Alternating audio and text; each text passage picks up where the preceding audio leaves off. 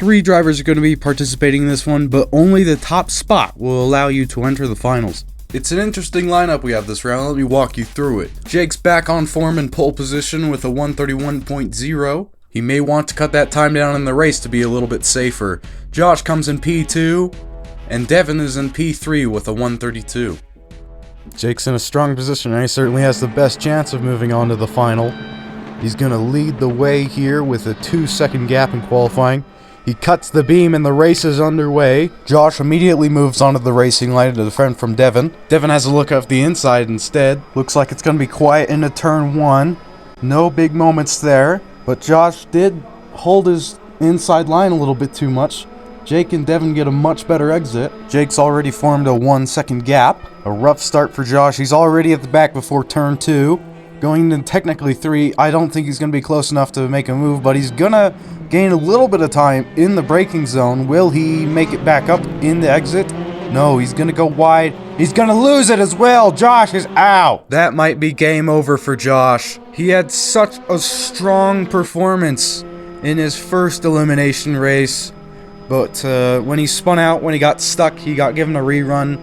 And it hasn't gone anywhere near as well this time. Devin stayed on the back of Jake for now. Whether or not Jake is actually pushing yet, we're not sure. It wouldn't be wise to. Having a 1-second gap in the first 4 or so corners is a pretty solid start. Seeing that Jake hasn't really made any mistakes yet, that he's been able to get into the 29s, I'm pretty sure he has it down in this run. That gap is still rapidly building. I think realistically that neither of these guys have a chance unless they get elected to go into the last chance qualifier. Jake really is a top 3 contender this time out. There's only a handful of people who've managed to get into the 129s, and Jake is amongst them. And in that same group, we've only seen a handful of mistakes as well.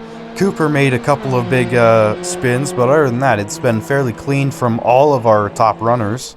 And the gap in this group already is so massive. It's going to be a quiet one.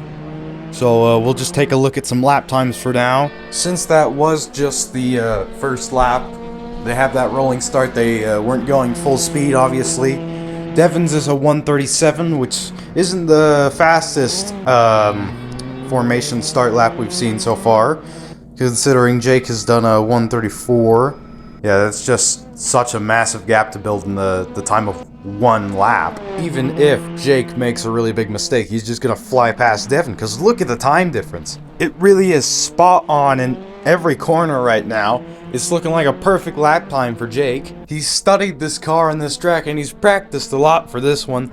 It's no question that he knows where he is and where he's going and how he's going to put the car in the next corner. He has it down. Josh and Devin are gonna have to rely on how the last chance qualifier is decided and who gets to drive in that. Unfortunately, Josh has had a really unlucky race this time out.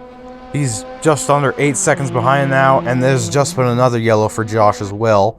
Yeah, he could have gone off wide there, and he has. Round 4 was so incredibly impressive from him.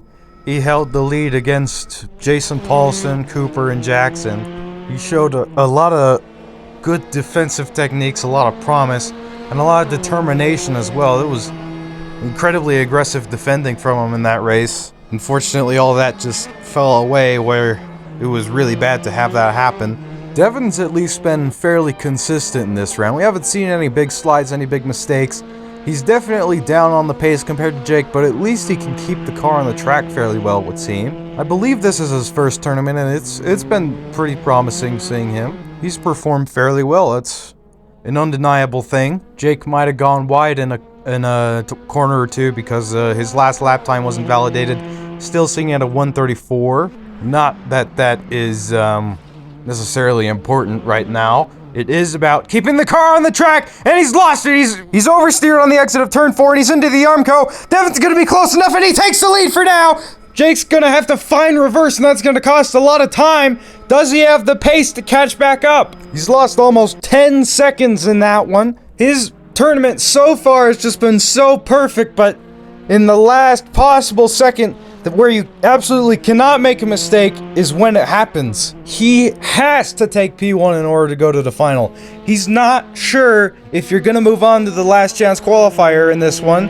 If last chance qualifiers are taken from this race, then he will have a chance in the last chance qualifier, but if not, he has to make his way into P1. He cannot come second. He has already massively cut down the gap to Devin, and he has 5 minutes to make that gap absolutely nothing and to make the overtake stick.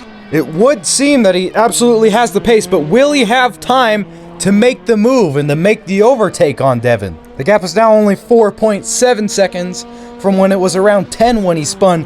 He's definitely gaining by enough to catch up before the end of the race. He's using every ounce of talent that he has in him to make some lap times stick and to catch up. He can't make another mistake, though. He does not have a chance. He has to drive perfect from here on out, and he has to find a way to either pressure Devin into making his own mistake or to overtake him quickly, because now there's only 4.5 minutes left. Can Devin, on his debut, knock out Jake and move on to the final? Or will Jake have enough talent that he's gathered over all these months, over all these years, find a way to catch up and overtake the newcomer who has threatened his place in the final? I don't think Jake has ever not qualified for the final yet. It would be a shame if this was his first time, especially considering that he's in the top 3. I don't want to take sides, but I hope he can find enough talent to take it back. Right now, that gap is not closing fast enough. He has to find more time. Devin has to have a little twitch somewhere. Just something very small can get him just that much closer. Under 4 minutes left, and he's cut the gap down to 3 seconds. Might we get some clean laps, and might we be able to judge the pace? Devin puts in a 1:33.8. Jake has so much more time than that to offer. His lap, however, was not clean, and it still sits at a 1:34, but we can see that he's still going faster than that. He has to be in the 1:31s at least, if not in the 1:30s. Jake's running out of time, 3.5 minutes. The gap still sits at 3 seconds.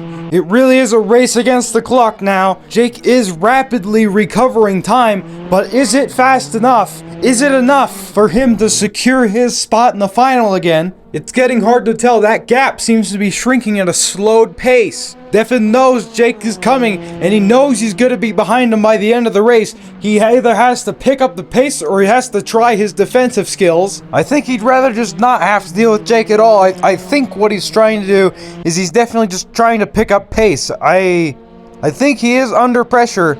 I think he knows Jake is coming. Jake's still tearing that gap down wherever he can, but he's still running out of time. There's just over 2.5 minutes left. If he does catch up, he has to make that pass very fast. He only has 2 or 3 laps left in this race to catch up to first place and to take first place. Josh off in the same corner again, but his race was pretty much over. The first off he had.